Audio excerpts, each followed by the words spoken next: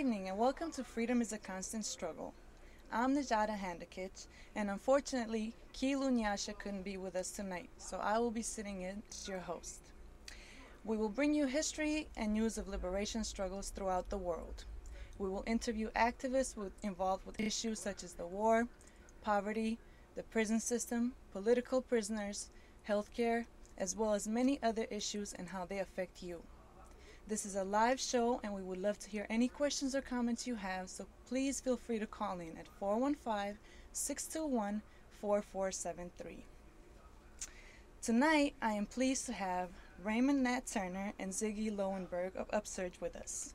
UpSurge is a Bay Area band with a compelling mix of jazz, poetry, politics, who chant, shout, sing, whisper, and speak their messages against oppression and for communities, whilst transporting the audience on a high-spirited, liberating journey.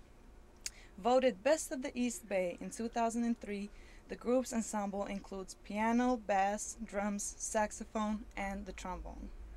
Their recordings feature special guests and can be found on their website at www.upsurgejazz.com, along with their upcoming gigs. UpSurge will have an event this Saturday, February 23rd, in Berkeley at 8 p.m. at the Fright and Salvage, 1111 Addison Street.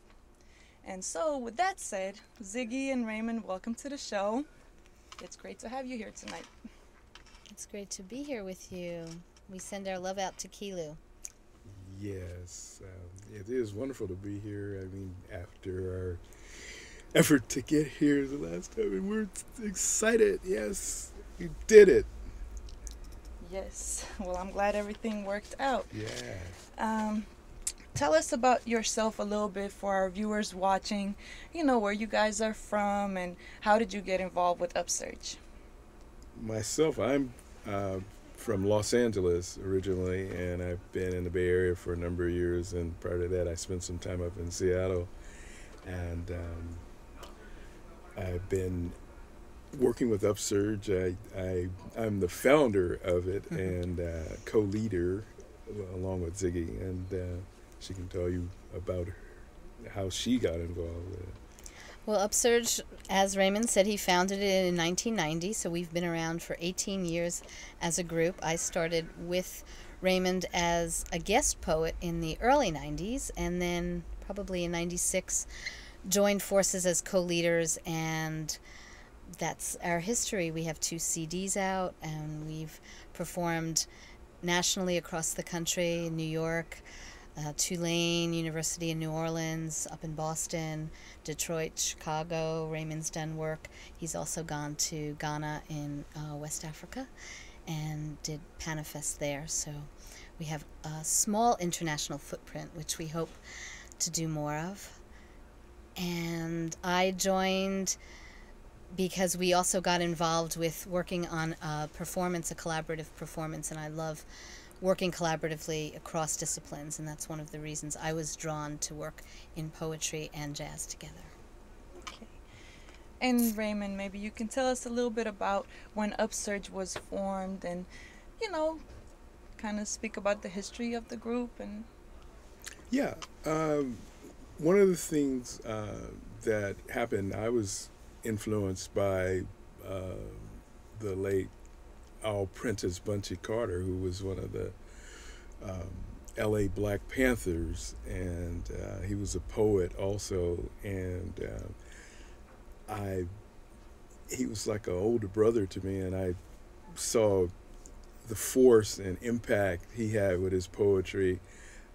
That was one thing that influenced me. But then another thing, I had, ironically, the brother of the organization, the leader of the organization that was charged with killing Bunchy Carter on UCLA's campus. Cheston Everett, the brother of Ron Karanga, was my teacher down in LA, and he did a lot of poetry and spoken word and those kinds of things, and he was really a very talented teacher and performer, and that really grabbed me.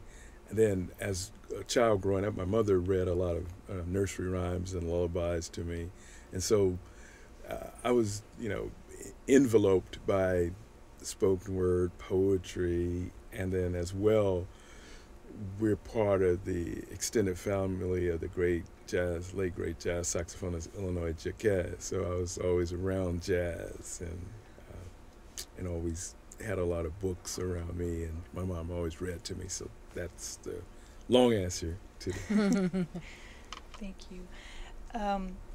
What would you say makes UpSurge different from other groups out there? thing I would say is that it's a group that's has a motto of ABC. I would say art, business, and community, and we put our art, we value our art, and we see it not just as Breck said, as a mirror to see the world or reflect the world, but also as a hammer to change it. And then as well, we try and conduct ourselves in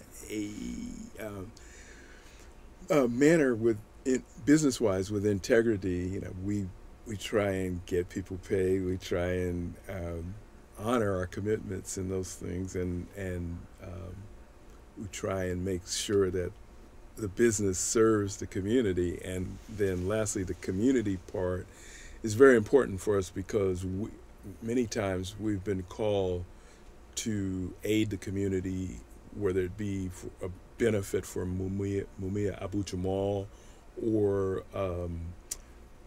when Congresswoman Barbara Lee was receiving death threats after her historic vote in 2001, we opened a rally at Frank Ogawa Plaza in Oakland, and with people like Danny Glover, Alice Walker, Ishmael Reed, Maxine Hong Kingston on the program. So we were there, right, in the forefront. And then as well in 2003, when the big anti-war upsurge, if you will, took place around the world, there was a great rally at Mosswood Park, and we opened that as well. So again, I say, what makes us different is art, business, and community. We see them as interlinking and all equally important. ABC, right? ABC.